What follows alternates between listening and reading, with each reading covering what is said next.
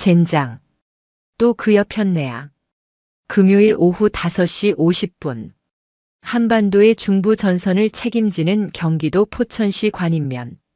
철원과 맞닿은 이 최전방의 긴장감만큼이나 싸늘한 공기가 육군 제6보병사단 일명 청성부대 본부대 행정반을 감돌고 있었다. 퇴근을 불과 10분 남겨두고 퀴퀴한 먼지와 믹스커피 향이 뒤섞인 사무실의 정적을 깬 것은 이 중사의 거친 욕설이었다. 언니, 말 조심해요. 누가 들으면 어쩌려고. 갓 결혼한 박 하사가 겁먹은 토끼처럼 주위를 두리번거리며 이 중사의 팔을 잡아 끌었다. 하지만 이 중사는 이미 체념과 분노가 뒤섞인 표정으로 자신의 스마트폰 화면을 뚫어져라 노려보고 있었다. 누가 듣긴 누가 들어. 다 아는 사실인데. 아, 진짜 이놈의 부대는. 지긋지긋하다. 이 중사의 손에서 울리던 까똑 소리는 이 부대 여군들에게는 저승사자의 호출이나 다름없었다. 박 하사의 전화기도 그리고 가장 말단인 최수양 하사의 전화기도 어김없이 같은 시각 울렸다. 관사 김 여사 주말에 제사 지내야 하니 내일 오전 9시까지 관사로 올 것. 손이 많이 필요함. 박 하사, 이 중사, 최 하사. 셋 다. 한 명도 빠짐없이. 명령. 그것은 군의 공식적인 지휘 계통을 완벽하게 무시한 사단장의 아내 김 여사의 사적인 명령이었다. 손이 많이 필요? 자기 손가락은 뭐하러 달고 다닌대? 전 붙이라고 달고 다니나? 이 중사가 핏발선 눈으로 최수양을 돌아봤다. 최수양은 아무 말 없이 뿔테 안경을 고쳤으며 탕비실에서 가져온 미지근한 보리차를 한 모금 마시고 있었다. 야, 최 하사. 넌 화도 안 나냐? 하긴 너네 부모님 포천 이동에서 국밥집 하신다며? 이런 거 익숙해서 괜찮나 보네. 날카로운 가시가 담긴 말이었다. 부대 내에서 최수양은 그저 존재감 없고 순하며 약간은 둔해 보이는 신임 하사일 뿐이었다. 부모님이 장사한다는 이유로 이런 부당한 동원에도 가장 먼저 빗대어지는 대상이었다. 박 하사가 울상을 지으며 끼어들었다. 언니, 수양이한테 왜 그래요? 봐. 나 어떡해. 저번 달에 김장 담그고 온몸에 파스 붙인 거 아직도 흉터 남았는데. 내일 남편이랑 서울 가기로 했단 말이에요. 그럼 가지 마시든가. 이 중사가 신경질적으로 키보드를 두드리며 말했다. 가서 사모님한테 따져. 저는 주말에 남편이랑 데이트해야 해서 제사 음식 못 만듭니다 하고. 어디 배돼지에 총알 구멍 나기 싫으면 닥치고 가야지. 별 수 있냐? 안 가면? 너 내년 진급 물 건너가는 건 물론이고 네 남편 근무 평점까지 깎일 줄 알아라. 그 여자가 어떤 여자인지 몰라. 우리 사단장, 그 마누라 소나귀에서 놀아나는 허수아비인 거 몰라. 절망적인 침묵이 내려앉았다. 군복을 입은 군인이었지만 그들은 사단장 관사에 보이지 않는 몸종에 불과했다. 그때 침묵을 깬 것은 최수양이었다. 그녀는 자신의 스마트폰 화면을 두 사람에게 슬쩍 보여주었다. 최수양 하사 알겠습니다. 사모님, 내일 아침 일찍 가겠습니다.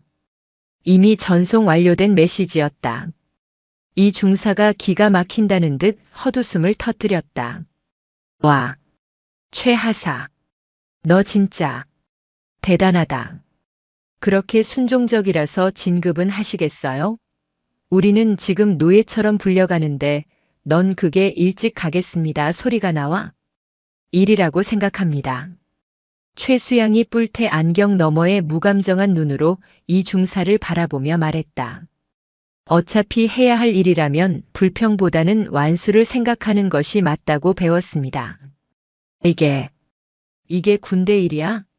이게 나라 지키는 일이냐고. 너 진짜 답답하다. 이 중사가 소리쳤지만 최수양은 더 이상 대꾸하지 않았다. 그녀는 조용히 자리를 정리하고 자리에서 일어났다. 먼저 퇴근하겠습니다. 내일 관사에서 뵙겠습니다. 청성. 최수양이 육사단의 경례 구호인 청성을 붙여 로봇처럼 인사를 하고 행정반 문을 나섰다. 어우, 저 답답이. 저 융통성 없는 거. 저러니 국밥집이나. 이 중사의 뒷담화가 닫히는 문 너머로 희미하게 들려왔다. 사무실을 나선 최수양은 완전히 해가 저물기 시작한 부대 연병장을 가로질러 자신의 독신자 숙소 BOQ로 향했다. 그녀의 발걸음은 조금의 망설임도 없이 단단하고 규칙적이었다. 숙소 문을 잠그자마자 그녀의 굼뜨고 순해 보였던 눈빛이 칠흑처럼 차갑고 날카롭게 변했다. 그녀는 습관처럼 뿔테 안경의 다리 부분을 2번 톡톡 두드렸다. 코드명 염전. 1차 접촉 완료. 목표물 사단장 관사 진입 허가 확보. 그녀의 목소리는 행정반의 어눌한 최하사가 아니었다. 대한민국 최정예 특수부대 707 특수임무단 소속이자 육군 본부 감찰실의 비밀 지령을 받고 파견된 요원 최수양이었다. 그녀의 진짜 임무는 김 여사의 갑질 따위가 아니었다. 육사단장 이 소장 부부의 부대 운영비 및 군수 물자 횡령. 그 검은 돈이 숨겨진 비밀 금고를 찾아라. 김 여사의 제사상. 그것은 지옥으로 가는 문이 아니라 적의 심장부로 들어가는 가장 확실한 초대장이었다. 최수양은 자신의 군장에 감춰둔 초소형 녹음기와 카메라를 점검하며 차가운 미소를 지었다. 내일. 아주 볼만하겠군. 토요일 오전 8시 50분. 경기도 포천의 육사단 사단장 관사로 향하는 언덕길은 유난히 가팔랐다. 사단장 관사는 그 언덕의 가장 꼭대기, 부대 전체를 발 아래로 내려다보는 명당에 자리 잡고 있었다. 부대원들은 그곳을 청성의 궁전이라 불렀지만 그곳에 호출되어 가는 이들에게는 지옥의 입구나 다름없었다. 아, 진짜. 남의 주말에 등산하는 것도 아니고. 끔찍하다 끔찍해. 이 중사가 헉헉거리며 입고 온 사복 티셔츠의 목 부분을 잡아당겼다. 땀이 벌써 등줄기를 타고 흘렀다. 언니. 그래도 어떡해요. 늦으면 더 난리 날 텐데. 박하사는 금방이라도 울음이 터질 듯한 얼굴이었다. 그녀의 손에는 어젯밤 급하게 포천 시내마트에서 산 고급 과일 바구니가 들려 있었다.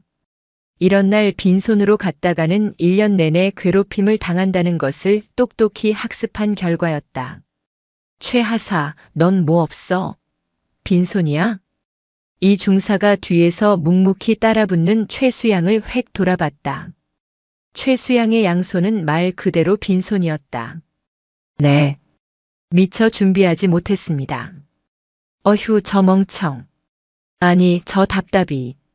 너 그러다 오늘 하루 종일 국밥집 딸내미가 기본도 모른다 소리 듣는다? 그 여자가 그런 걸로 트집 잡는 거 선수인 거 몰라? 괜찮습니다. 어차피 일하러 가는 겁니다. 뭐? 일? 이게 무슨? 아휴, 됐다. 내가 너랑 무슨 말을 하겠냐? 이 중사는 기가 막힌다는 듯 고개를 저어버렸다. 저렇게 융통성 없고 눈치 없는 후임과 같이 있다는 사실이 자신의 불행을 2배로 만드는 것 같았다. 드디어 육중한 철제 대문이 보였다. 초인종을 누르자 삑소리와 함께 문이 열리고 집안일을 돌보는 사복 차림의 관사병이 굳은 얼굴로 그들을 맞았다. 사모님, 주방에서 기다리십니다. 집 안으로 들어서자 화려한 샹들리에와 번쩍이는 대리석 바닥이 그들을 압도했다. 고급스러운 이탈리아제 가죽 소파에는 김 여사가 실크 가운을 입은 채 다리를 꼬고 앉아 아침 드라마를 보고 있었다. 어머, 왔니? 늦었네. 시계는 정확히 9시 정각을 가리키고 있었다. 죄송합니다, 사모님. 길이. 아니, 오르막이. 박하사가 굽실거리며 과일 바구니를 내밀었다. 이게 뭐야? 응? 과일? 하. 박하사 센스 있네. 근데 너희들 손은 씻었어? 얼굴이 왜 이렇게들 시커매? 어디 숯가마라도 다녀왔니? 아닙니다. 됐고 빨리 주방으로 가. 재료는 산더미처럼 쌓여 있으니까. 오늘 우리 시댁 어른들 전부 오시는 날인 거 알지? 조상님이 노하시면 너희 남편, 너희 진급 다 막히는 거야. 알아들어? 그것은 저주이자 협박이었다.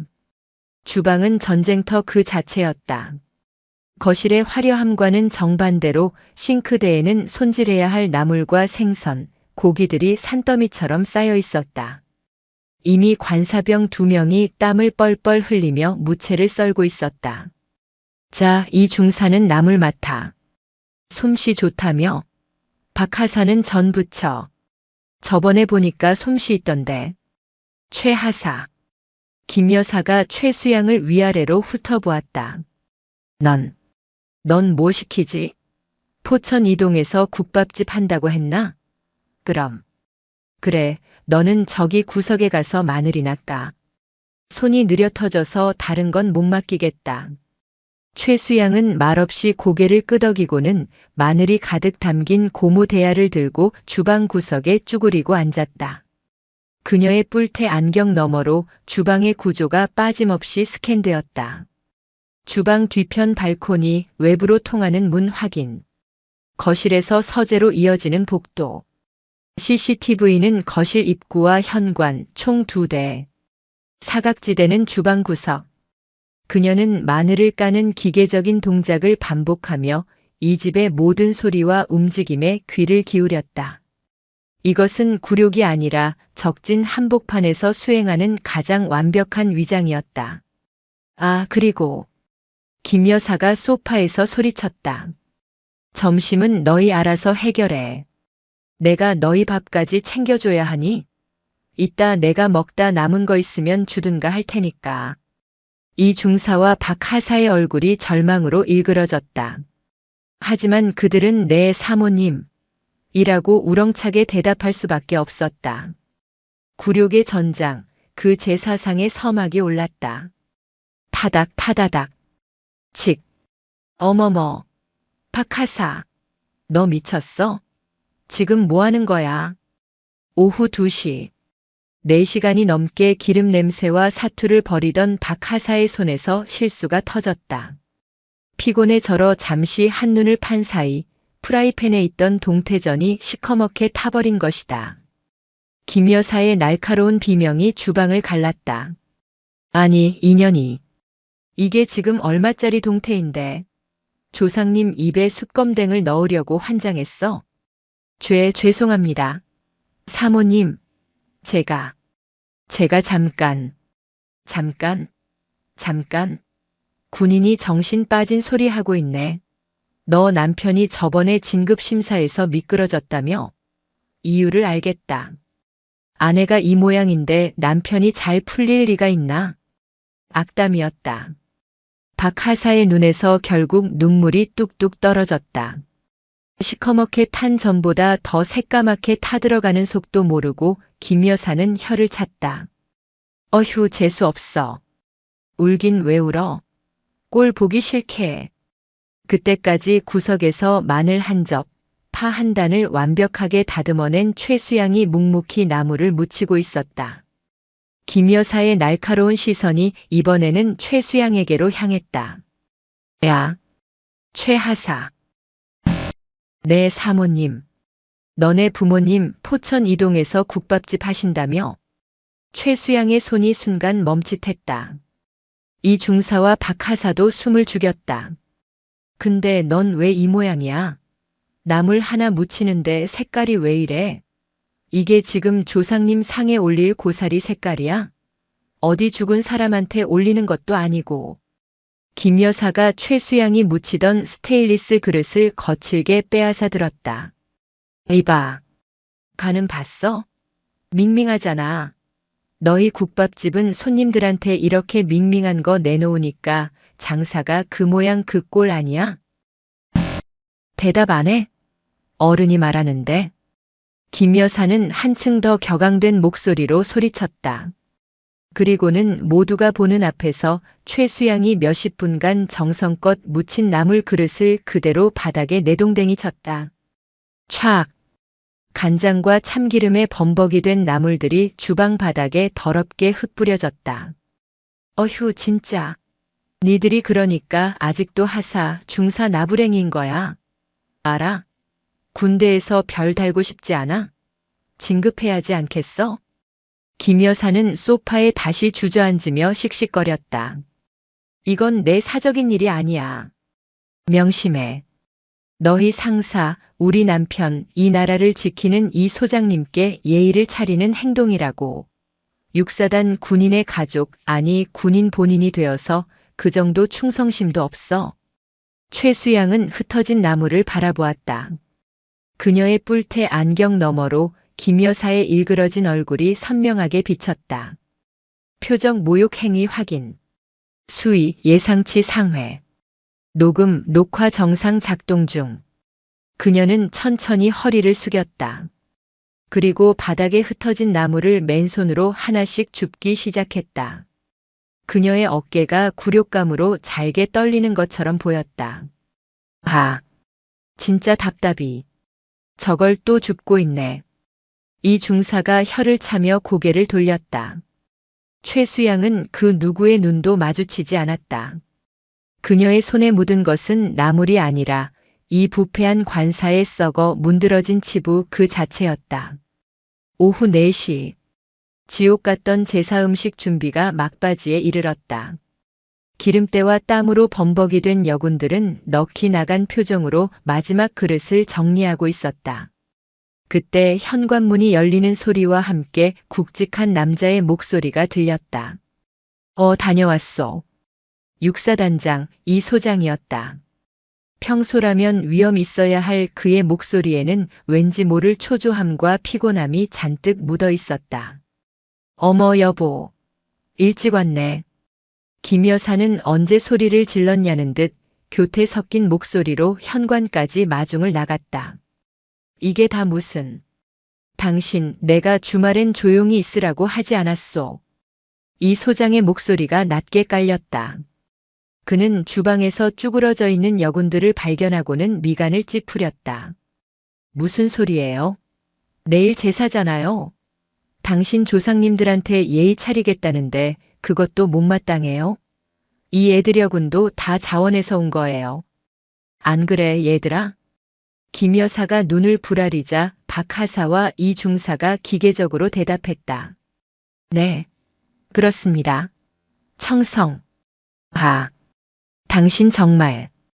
이 소장은 무언가 터지기 일보 직전인 사람처럼 김 여사의 팔을 거칠게 잡아 끌었다. 당장 서재로 들어와. 아, 왜 이래. 애들 보는 앞에서. 시끄럽고 따라 들어와.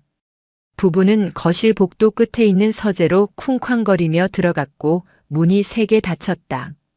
하지만 완벽하게 닫히지는 않았는지 틈새로 부부의 격앙된 대화가 새어나오기 시작했다. 최수양은 흩어진 나무를 버리기 위해 주방 쓰레기통으로 향하는 척하며 서재 문에 가장 가까운 식탁으로 천천히 이동했다. 당신, 지금 감찰실에서 냄새 맡고 있다는 거 몰라? 본부에서 자금 흐름을 들여다보고 있단 말이야. 그런데 제정신이야? 애들여군을 이 시점에 불러들여? 뭐? 감찰? 그게 무슨 소리예요? 당신이 일 처리 똑바로 못하니까 그런 거 아니야. 뭐라고? 이게 다 누구 때문인데? 당신이 명품 사들이고 해외여행 다니느라 부대 운영비를 멋대로 끌어다 쓴 거 아니냔 말이야. 어머, 말이면 다야? 그럼 어떡해? 당신이 서재 금고에 있는 그것들만 빨리 처리했어도 이런 일 없잖아. 그 검은 돈 당장 어떻게 좀 해보라고요. 그걸 지금 말이라고 해. 밖에서 다 듣겠네. 그 금고 책장 뒤에 있는 거. 오늘 밤에라도 당장 옮겨야겠어. 최수양의 귀가 번쩍 뜨였다. 서재, 금고, 책장 뒤, 검은 돈, 횡령. 그녀가 찾던 모든 퍼즐 조각이 한순간에 맞춰졌다. 그녀의 임무는 단순한 횡령 혐의 입증이 아니었다. 그 자금의 실체와 규모를 파악하는 것이었다. 그때였다. 서재 문이 벌컥 열리고 얼굴이 시뻘개진 김 여사가 튀어나왔다. 아, 재수 없어. 진짜. 그녀는 식탁 근처에 어정쩡하게 서 있는 최수양을 발견하고는 히스테릭하게 소리쳤다. 너 거기서 뭐해? 엿들어? 저리 안 꺼져. 김 여사가 손을 들어 최수양의 뺨을 내리치려던 바로 그 순간이었다. 최수양은 그 손길을 피하지 않았다. 아니, 피할 필요가 없었다. 그녀의 뿔테 안경에 달린 초소형 카메라 렌즈는 서재 문틈 사이로 이 소장이 다급하게 책장 뒤편을 더듬는 모습, 그리고 김 여사의 폭력적인 행동까지 완벽하게 담아내고 있었다. 증거 확보. 미션 2단계로 이행. 최수양은 김 여사의 손이 닿기 직전 과장되게 넘어지는 연기를 하며 바닥에 주저앉았다. 죄송합니다. 사모님. 발이 꼬여서. 그녀의 눈에는 억울함과 두려움이 가득했지만 그 안경 너머의 진짜 눈은 다음 작전을 계획하는 707 요원의 냉철함으로 번뜩이고 있었다.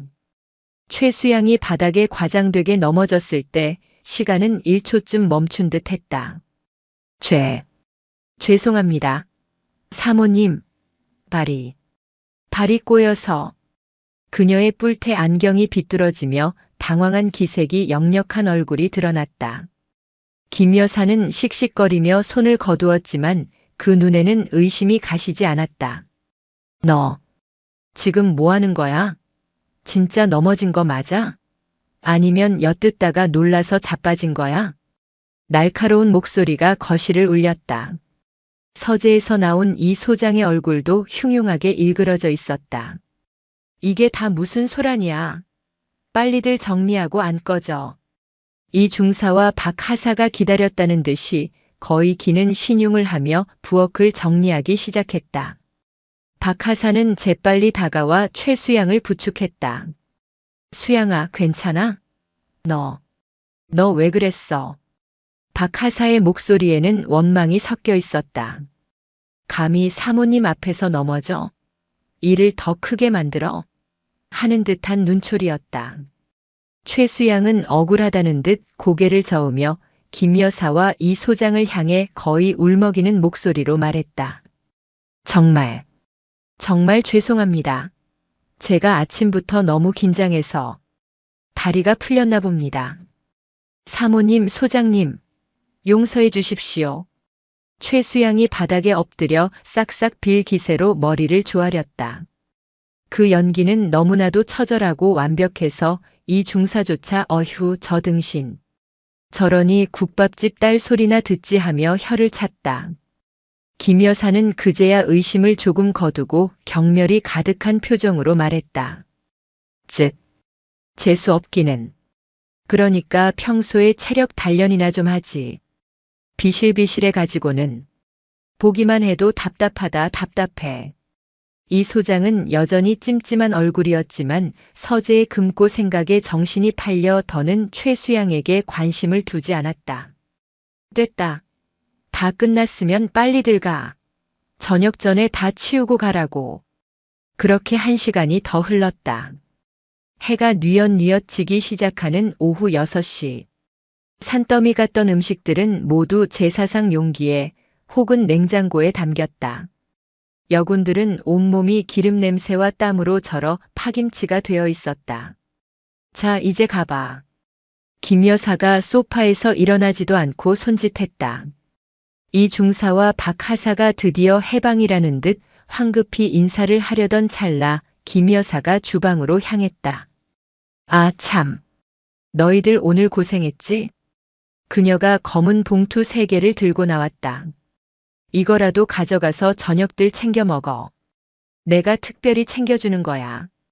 너희 육사단 부대 밥보다야 낫겠지. 박 하사가 감격한 듯 감사합니다, 사모님. 을 외치며 봉투를 받으려 했다. 하지만 이 중사의 눈이 먼저 봉투의 내용물을 확인했다. 그리고 그녀의 얼굴은 불그락푸르락해졌다. 봉투 안에 든 것은 오늘 음식을 만들며 잘라낸 나물 꼬다리와 시커멓게 타서 버리려던 동태전 조각 그리고 딱딱하게 마른 배추 겉잎 따위였다. 한마디로 음식물 쓰레기였다. 에이, 이게. 이 중사의 목소리가 떨렸다. 김 여사는 가장 재밌는 구경거리라도 본다는 듯이 깔깔 웃었다. 왜? 뭐가 문제야? 너희 포천 이동 그 국밥집 딸. 김 여사가 최수양을 턱짓으로 가리켰다. 너희 집에서는 이런 것도 귀하게 육수 낸다고 쓰지 않나? 요즘 물가도 비싼데 버리면 아깝잖아. 찌개라도 끓여 먹어. 모욕. 그것은 칼보다 더 깊이 심장을 찌르는 완벽한 모욕이었다. 박하사는 받은 봉투를 차마 놓지도 들고 있지도 못한 채 그 자리에서 울음을 터뜨렸다. 사모님. 저희가. 시끄러워. 울긴 왜 울어? 준 것도 못 받아 처먹어? 싫으면 두고 가. 이 중사가 입술을 깨물다 못해 피가 날 지경이었다. 그녀가 봉투를 바닥에 내던지려던 순간 감사히 받겠습니다. 최수양이었다. 그녀는 덤덤한 표정으로 3개의 검은 봉투를 모두 받아들었다. 그리고 김 여사를 향해 꼿꼿이 고개를 숙였다. 오늘 귀한 경험하게 해주셔서 감사합니다. 사모님, 소장님, 뭐? 이 음식물 쓰레. 아니, 이 귀한 재료들은 저희가 잘 처리하겠습니다. 최수양의 목소리는 미세하게 떨렸지만 그 누구도 그 떨림의 의미를 알지 못했다. 저 미친년이. 김 여사가 무어라 더 소리치기 전에 최수양은 박하사와 이중사를 이끌고 관사 현관을 나섰다. 관사 언덕을 내려오는 3사람 사이에는 말이 없었다. 박하사의 흐느낌만이 저녁 공기를 갈랐다. 언덕 중턱에 이르렀을 때 이 중사가 버티고 섰다. 그리고는 최수양의 멱살을 잡을 듯이 달려들었다. 너 때문이야. 이 등신 같은 년.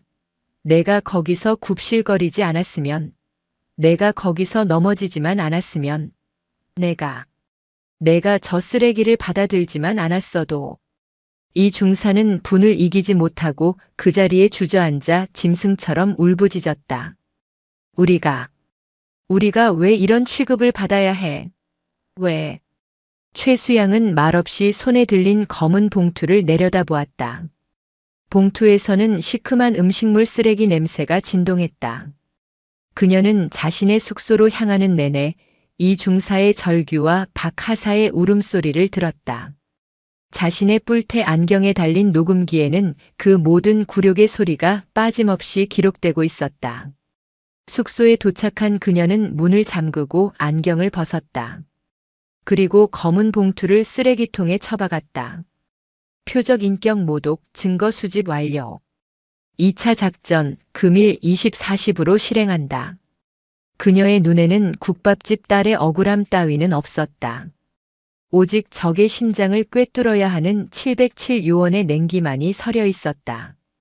시계는 자정을 넘어 다음 날, 즉 일요일 새벽 2시를 가리키고 있었다. 포천 6사단 독신자 숙소 BOQ의 작은 방. 최수양은 행정반의 어리숙한 최하사가 아니었다. 그녀는 군화끈을 단단히 조여매고 있었다. 평범한 전투복이 아닌 전신을 감싸는 검은색 특수 침투복이었다. 그녀의 얼굴에는 위장 크림 대신 뿔테 안경이 아닌 특수 야간 투시경이 걸려 있었다. 그녀의 손에는 만년필처럼 보이는 도구가 들려 있었다. 하지만 뚜껑을 열자 그것은 유리를 자르거나 얇은 철사를 끊을 수 있는 707 특수 제작 만능툴이었다. 작전 시간 지금부터 90분.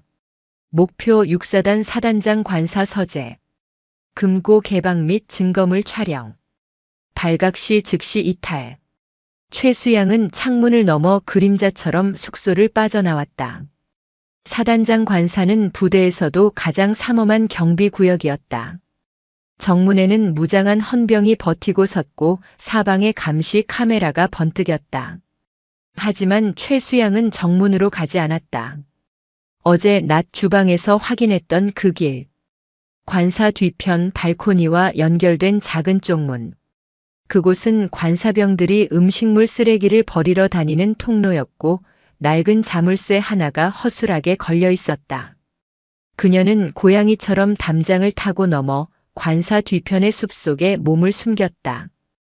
감시 카메라의 사각지대였다. 낮에 봐두었던 쪽문 앞에 섰다.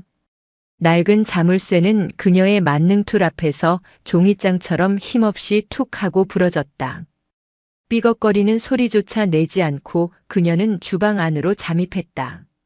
낮에 굴욕을 당했던 바로 그 장소였다.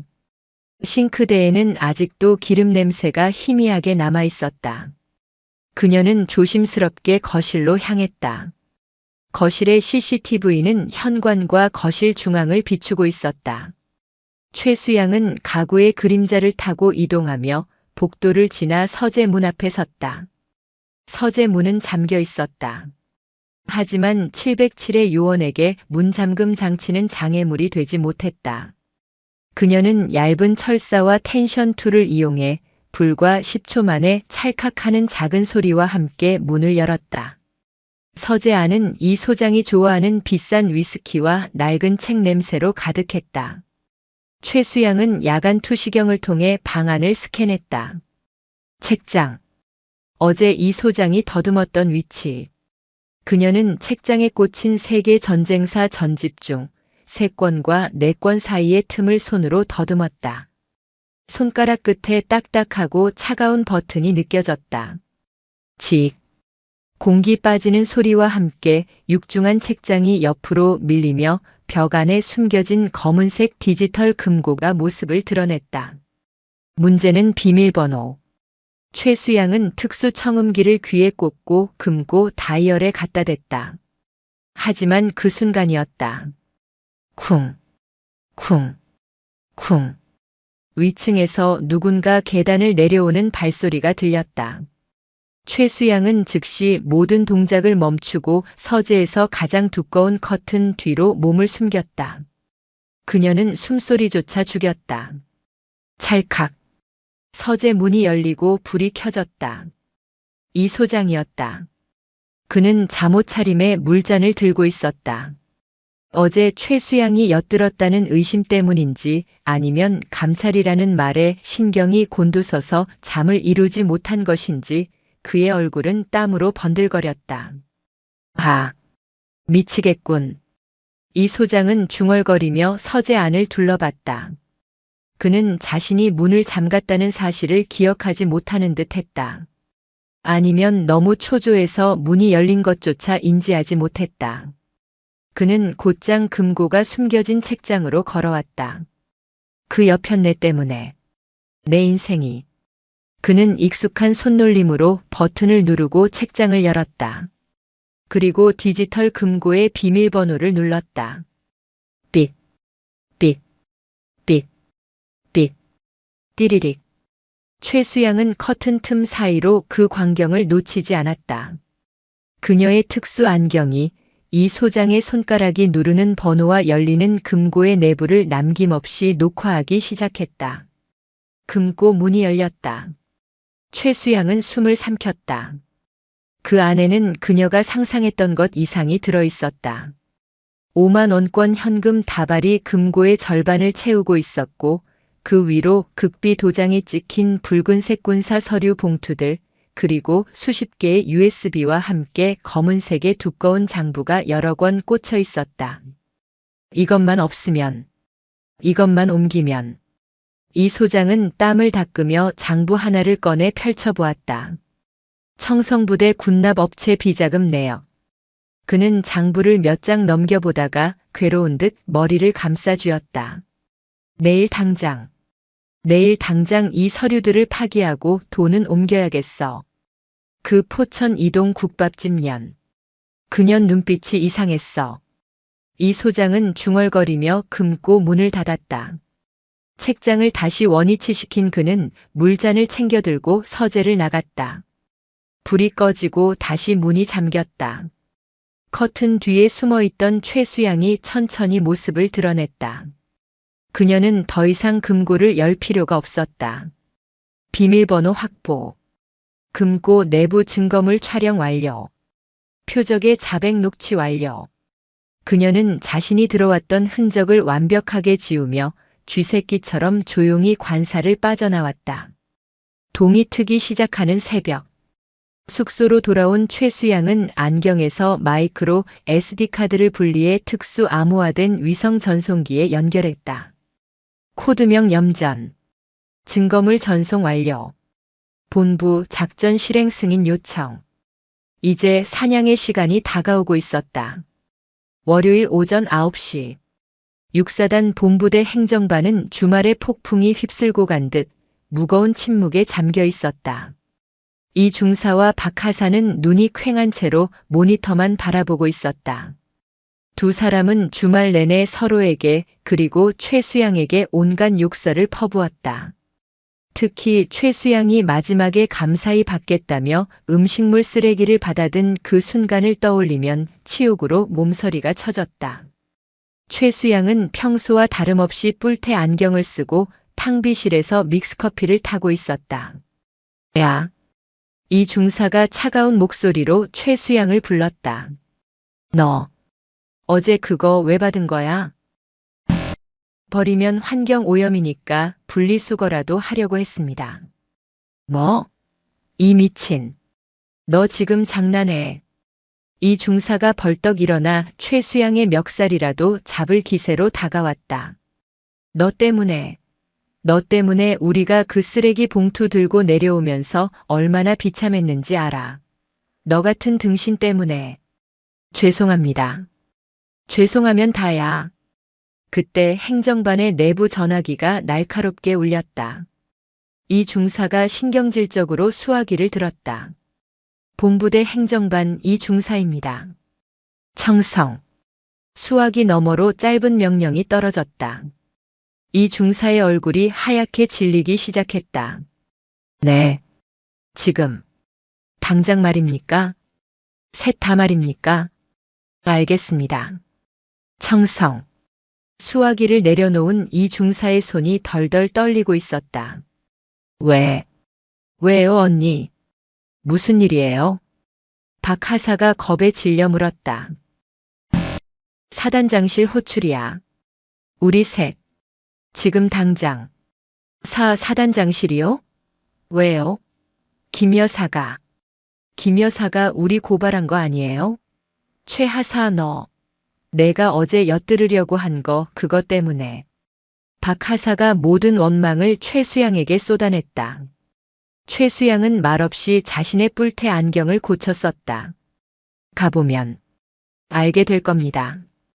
육사단 사령부 사단장실로 향하는 복도는 지옥으로 가는 길처럼 길고 어두웠다. 육중한 사단장실 문이 열렸다. 가장 먼저 보인 것은 사단장 이 소장의 싸늘한 얼굴이었다. 그리고 그의 옆 방문 객용 소파에는 김 여사가 팔짱을 낀 채 여왕처럼 앉아 있었다. 그녀는 세 사람을 보자마자 비웃음을 흘렸다. 어머 오셨네. 우리 염전 노예들. 여보 그만해. 이 소장이 김 여사를 제지했지만 그의 눈 역시 세 사람을 향한 경멸로 가득 차 있었다. 자네들. 주말에 관사에서 있었던 일 말인데. 여보 내가 말할게. 김 여사가 이 소장의 말을 끊고 일어섰다. 내가 곰곰이 생각해봤는데 도저히 용서가 안 돼서 불렀어. 특히 너. 김 여사의 손가락이 정확히 최수양을 가리켰다. 최하사.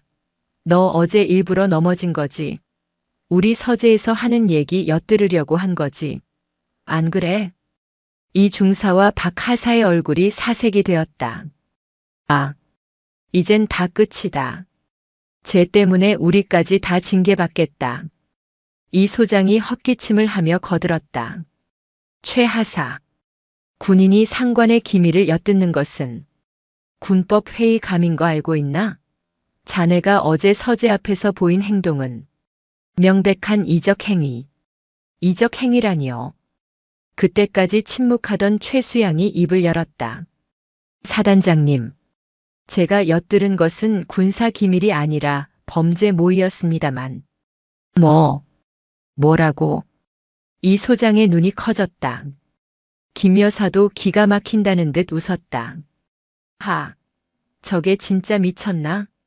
포천 이동에서 국밥 말아먹다 말고 군대 오더니 배는 게 없어. 여보, 당장 전현 헌병대에 넘겨요. 최수양이 천천히 이 소장에게로 걸어갔다. 그녀는 자신의 뿔테 안경을 벗었다. 육군 본부 감찰실 소속. 그녀는 군복 안주머니에서 뿔테 안경이 아닌 날카로운 금속테 안경을 꺼내 썼다. 그리고 또 다른 신분증을 꺼내 이 소장의 책상 위에 던졌다. 707 특수임무단 파견 요원. 최수향. 중사입니다.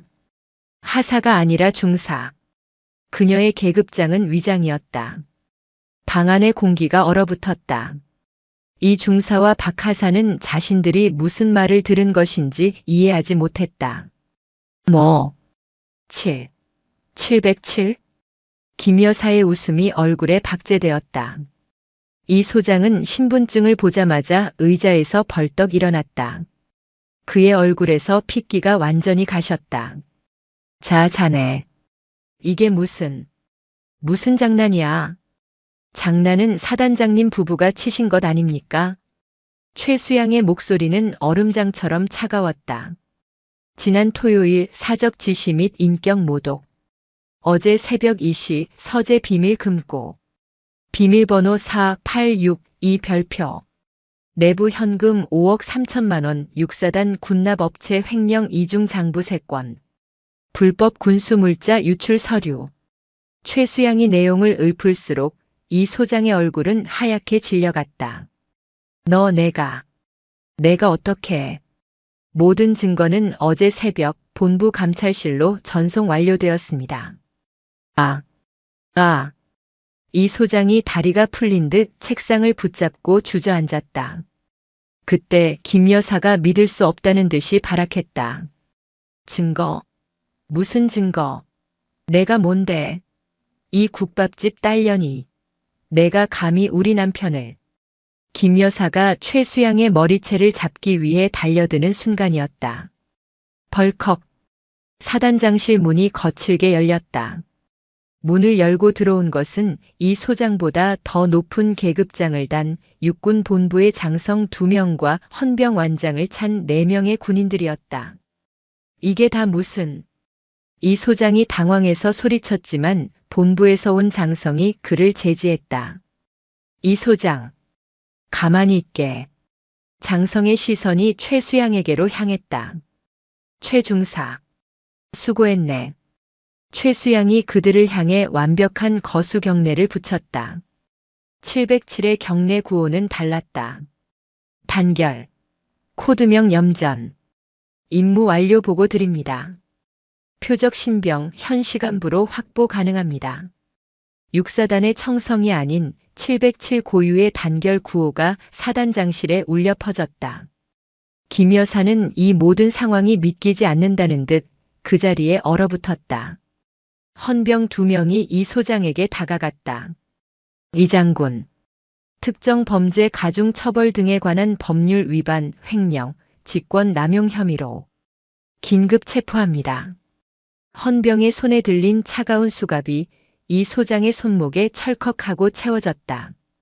심판의 날이 드디어 밝았다. 이 장군. 긴급 체포합니다. 헌병의 손에 들린 은색 수갑이 이 소장의 손목에 철컥하고 채워지는 소리. 그것은 육사단 사단장실의 절대적인 정적을 깨부수는 소리이자 한때 청성의 궁전이라 불렸던 그들의 왕국이 무너져 내리는 소리였다. 안 돼. 이 소장은 방금 무슨 일이 일어났는지 인지조차 하지 못하는 사람처럼 자신의 손목에 걸린 수갑과 헌병들의 얼굴 그리고 본부에서 나온 장성들의 싸늘한 표정을 번갈아 쳐다보았다. 그의 얼굴에서 마지막 남은 핏기마저 완전히 사라졌다. 이게 무슨 장난들. 어서 이 수갑 풀지 못해. 내가 내가 누군지 몰라. 내가 이 육사단 사단장이야. 그의 발악은 공허했다. 본부에서 온 장성이 차가운 목소리로 말했다. 이 소장, 자네는 이제 사단장이 아니야. 군의 명예를 더럽힌 범죄자일 뿐이네. 모든 증거는 확보됐어.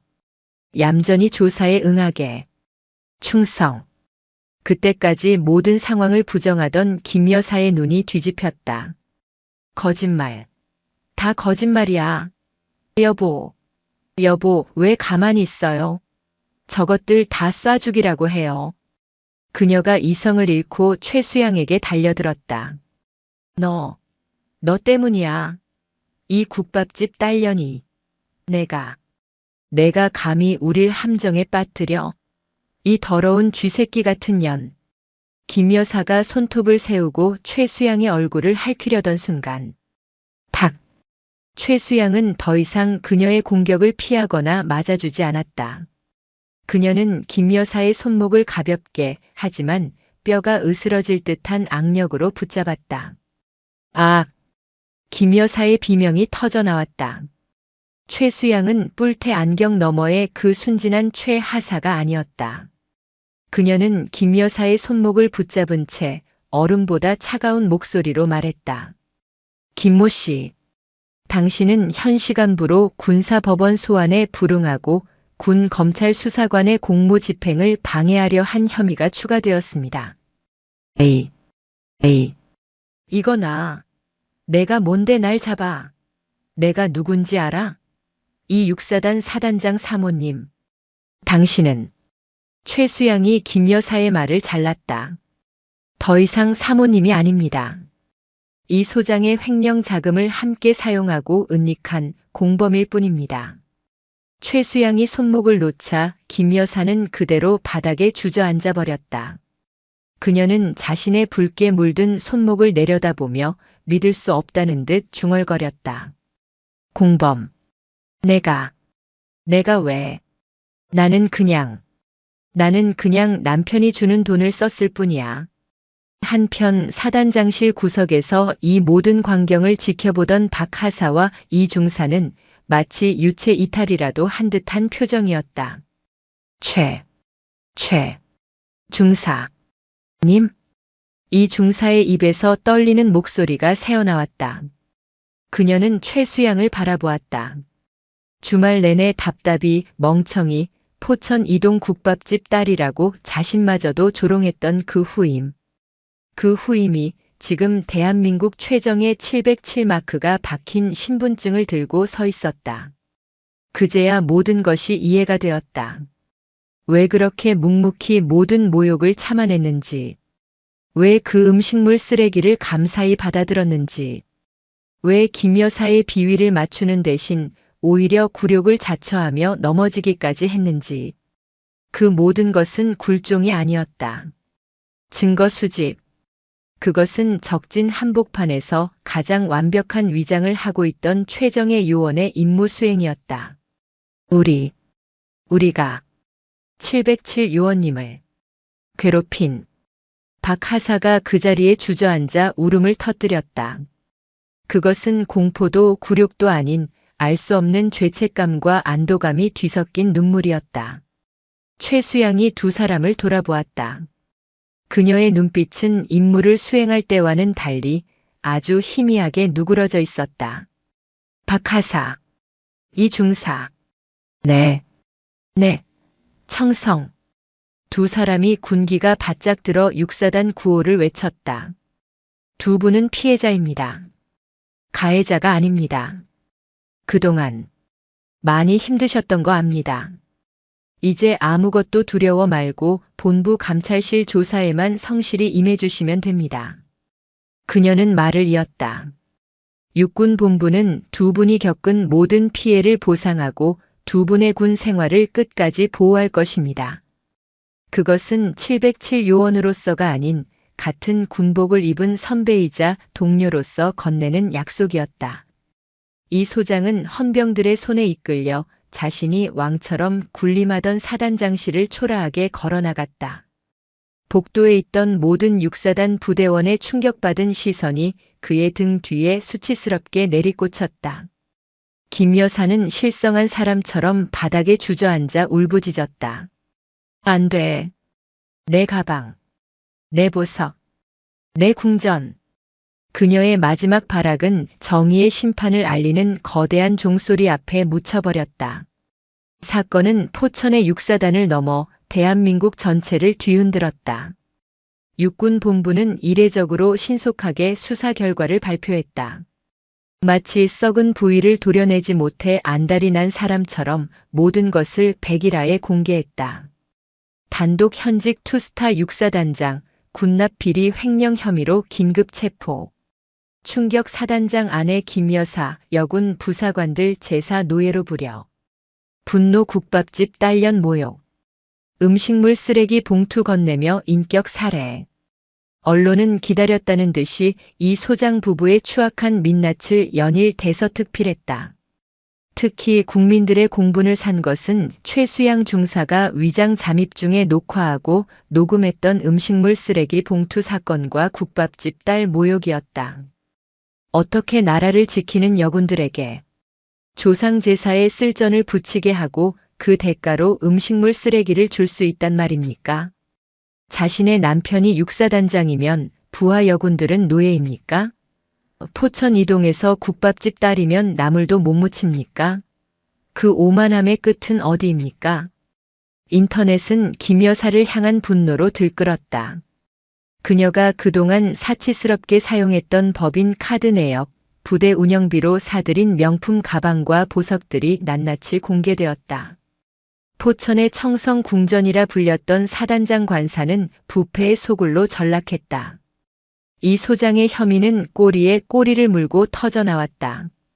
서재 금고에서 나온 청성부대 군납업체 비자금 내역 장부는 그야말로 판도라의 상자였다. 그는 단순히 부대 운영비를 횡령한 것이 아니었다. 군납업체들과 결탁하여 불량 군수 물품이 납품되는 것을 눈감아주는 대가로 거액의 검은 돈을 받아 챙겼다. 심지어 금고에 있던 극비 서류는 다음 분기 군사시설 입찰 정보를 민간 업체에 팔아넘기려던 매국의 증거였다. 만약 최수양 중사가 그 금고를 찾아내지 못했다면 이 소장은 단순 횡령이 아닌 국가 안보를 팔아먹은 역적으로 기록될 뻔했다. 군 검찰의 조사는 혹독했다. 김 여사는 처음에는 나는 몰라요. 남편이 다 했어요. 라며 혐의를 부인했다. 하지만 최수양이 제출한 서재 앞 대화 녹취록이 결정타가 되었다. 그럼 어떡해? 당신이 서재 금고에 있는 그것들만 빨리 처리했어도. 그녀는 모든 범죄 사실을 알고 있었으며 심지어 증거인멸을 종용하기까지 한 완벽한 공범이었다. 구치소에 수감된 그녀는 실크 가운 대신 수의를 입고 화려한 보석 대신 차가운 수갑을 차게 되었다. 매일 제공되는 구치소의 밥을 보며 그녀는 자신이 여군들에게 던져주었던 그 음식물 쓰레기를 떠올렸을까. 한편 이 중사와 박 하사는 육군 본부 감찰실에서 조사를 받았다. 처음에는 보복이 두려워 입을 열기 주저했지만 그들 앞에 나타난 것은 최 하사가 아닌 707 정복을 완벽하게 차려입은 최수양 중사였다. 두 분은 군의 부조리를 밝혀낸 용기 있는 증인입니다. 최수양의 그 한마디에 두 사람은 그동안 억눌러왔던 모든 울분을 터뜨렸다. 그동안 김 여사에게 당했던 모든 사적 지시, 김장 노역, 폭언, 그리고 마지막 제사상의 굴욕까지.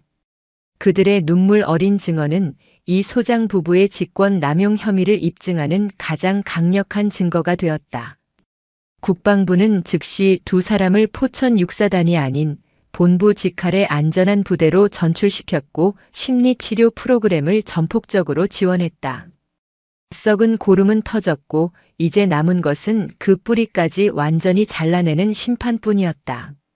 몇 달 후, 모든 국민의 시선이 군사법원으로 집중되었다. 이 소장과 김 여사의 최종 선고 공판.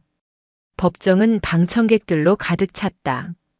이 소장은 모든 것을 포기한 듯 늙고 초라한 모습으로 김 여사는 여전히 현실을 받아들이지 못하는 듯 도끼 어린 눈으로 재판장을 노려보고 있었다. 재판장이 무겁게 입을 열었다. 피고인 이모 씨. 피고인은 육사단 지휘관으로서 부하들의 피와 땀으로 이루어진 국방 예산을 사적으로 횡령하고 군납 비리를 저질러 국가 안보에 심각한 위협을 초래하였으며 판사는 이 소장의 죄목을 하나하나 읊었다.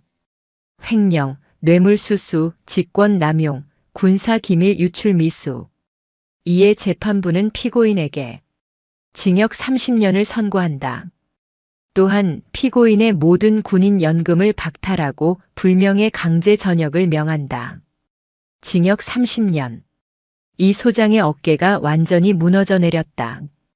그는 청성부대의 별 2개 영광이 아닌 죄수 번호가 찍힌 치욕을 안고 남은 평생을 감옥에서 썩게 되었다. 다음은 김 여사였다. 피고인 김모 씨. 피고인은 남편의 범죄 사실을 알면서도 이에 적극 동조하고 횡령 자금으로 사치를 누렸으며 특히 남편의 지위를 이용하여 부하 여군들을 사적인 노예처럼 부리고 인격을 모독한 바 그 죄질이 매우 불량하다. 판사는 최수양이 제출한 녹음 파일을 증거로 들며 포천 이동 국밥집 딸 발언과 음식물 쓰레기 사건을 직접 언급했다. 이에 재판부는 피고인에게 징역 7년을 선고한다. 7년. 자신은 집행유예 정도로 풀려날 것이라 믿었던 김 여사는 그 자리에 주저앉아 악을 썼다.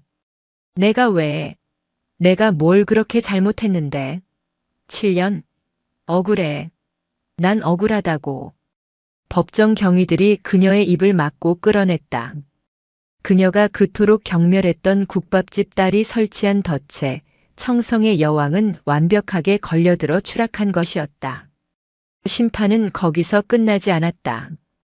박 하사와 이 중사를 비롯한 피해 여군들은 군 인권센터와 법무법인의 도움을 받아 이 소장 부부를 상대로 민사상 손해배상 청구 소송을 제기했다.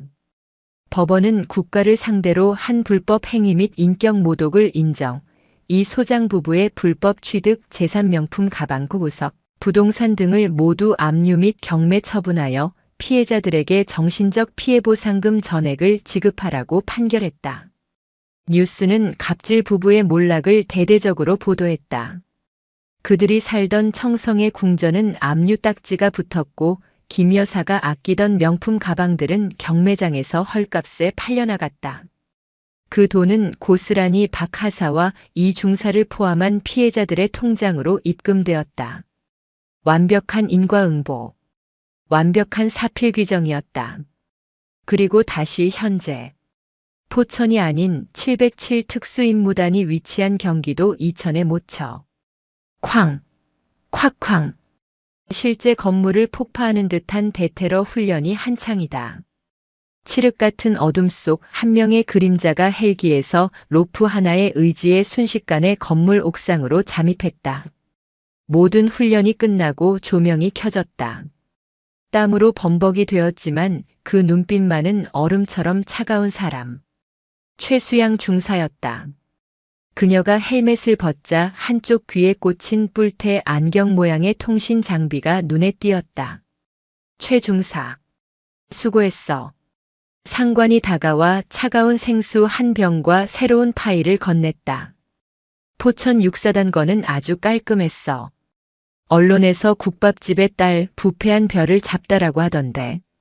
마음에 드나? 최수양이 생수를 한 모금 들이켜며 희미하게 웃었다. 저희 부모님 포천 이동에서 국밥집 안 하십니다. 평범한 교사셨습니다. 하긴. 그래야 위장이 완벽하지. 자, 이건 다음 임무다. 상관이 건넨 파일의 표지에는 코드명 백골이라는 글자가 적혀 있었다. 이번엔 좀 더 깊숙이 들어가야 해. 냄새가 아주 고약하거든. 최수양은 땀을 닦아내고 파일을 받아들었다. 그녀의 눈은 이미 다음 적을 향하고 있었다. 부패한 군인이 있는 곳, 부조리가 숨 쉬는 곳이라면 어디든. 707의 그림자는 그들의 심장을 꿰뚫기 위해 존재했다. 최수양 중사의 새로운 임무가 다시 조용히 시작되고 있었다.